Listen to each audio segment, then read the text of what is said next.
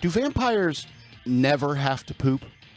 Now, I've read more Anne Rice books than I'd care to admit, but my understanding of vampires is that when they are turned, they have a phase where their body, quote unquote, dies, and they poop and pee out all they have left in them.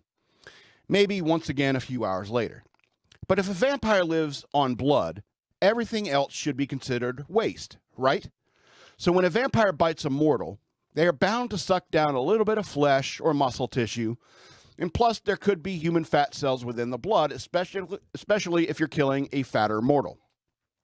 So my point is that after like 50 years of drinking blood and have a little bit of flesh, muscle, and fat here and there, shouldn't the vampire have to expel those waste products maybe once or twice a century? Wouldn't that make sense? Also, I wonder if vampires could become alcoholics or junkies. Say some vampires just hanging around a bar killing drunks. Could that happen? And if so, alcohol is not blood and therefore considered waste in a vampire body, so wouldn't that vampire piss pure alcohol?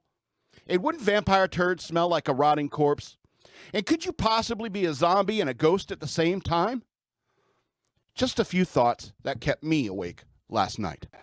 Do you think vampires have to worry about hypertension?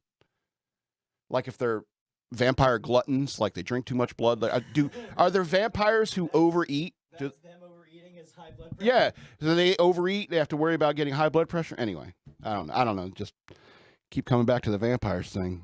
I mean, you'd think that vampires could suffer a stroke. I mean, are those older vampires? I mean, wouldn't there be like older vampires with like half their face paralyzed? I mean, where does the blood go when they drink it? Where does it go? Anyway. And, what about AIDS and other bloodborne diseases? Do you think that vampires catch the HIV? I mean, but it doesn't really do anything to them because they're immune to everything else?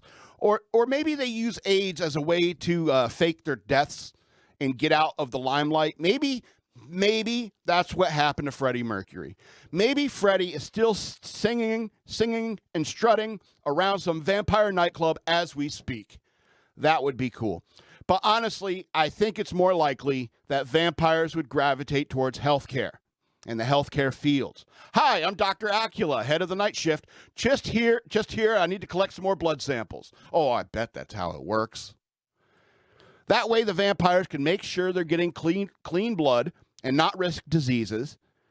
And I bet the vampires run the blood banks too. And yeah, they ship blood out to hospitals and disaster areas, and it saves many lives. More lives means more mortals to give blood. So maybe there are vampire scientists that figured out what they really need to eat are the platelets. So that's why they pay to harvest those platelets sometimes. Do you think there are vampire chefs? Welcome back to Cooking with Blood. I'm Lestat, and today we're making blood bacon. Don't ask me how they do it, but cooking is science. And maybe vampires figured it out, and blood bacon is as common to vampires as salt and vinegar chips are to us. I wonder if blood types are like wine for vampires. Oh, Louis, a bottle of AB negative? You shouldn't have. Everyone else brought O negative. I'll open this one first, but you know me, I'm happy with just B positive. But I wonder if they would prefer more fresh blood as opposed to aged wine blood. I mean, wouldn't that make more sense? And what about adulterants? I mean, could someone spike the blood with DMT or something and blow the minds of every vampire at the vampire party? Do vampires really party?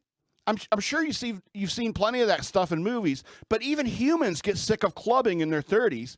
You really think a 50-year-old vampire who looks 20 forever wants to party all night in a nightclub for all eternity?